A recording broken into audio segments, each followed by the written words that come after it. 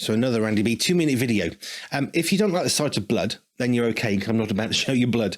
If you get a little bit woozy at the thought of blood, then keep watching anyway. So I had a splinter last week. We were doing a little tiny thing to the garden. The neighbour, rather unfairly, has taken out about 10 foot of hedge. And it basically means they can look right into our house, where that's been impossible for a couple of years, and we felt quite violated.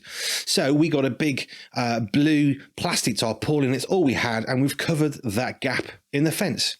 In doing that, I managed to get a splinter, despite being really careful. So on one of my fingers, I've got a tiny splinter. Some of them came out really quickly. I could just pull them out, tweeze them out. This one was quite deep. There is a paste you can buy to get splinters out. It's wonderful. It's actually a drawing agent for boils. It also works on splinters. I'll put the name of the thing in the description. Anyway, have you ever become so comfortable with the uncomfortable? What do I mean?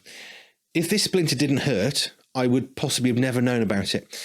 If you have no sense in your feet, perhaps you're diabetic, and you get a stone in your shoe, you could destroy your feet. The pain that we feel from standing on that stone is a really, really good thing, because it means there's a problem. So what do? Take the shoe off, take the stone out. If you can't feel your feet, you've got a bit of a problem, haven't you?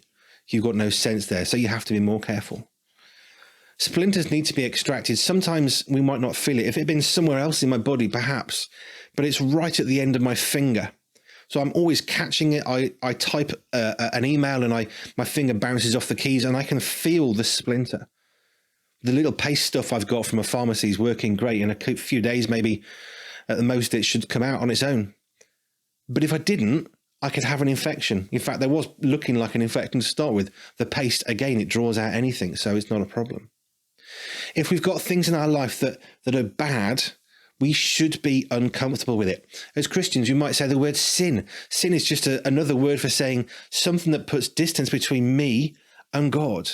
Sin is simply the stuff we do in our life that pushes us away from God. Because God's everywhere, so he can't be pushed. He can't, move away from us, just saying. But it pushes us away from God because we don't want to see him because he'll know. Be very careful if there are things in your life that you are uncomfortable with, that you're trying to be okay with. They need to be extracted. And it might hurt, but it's better than what happens if you don't. Just a thought.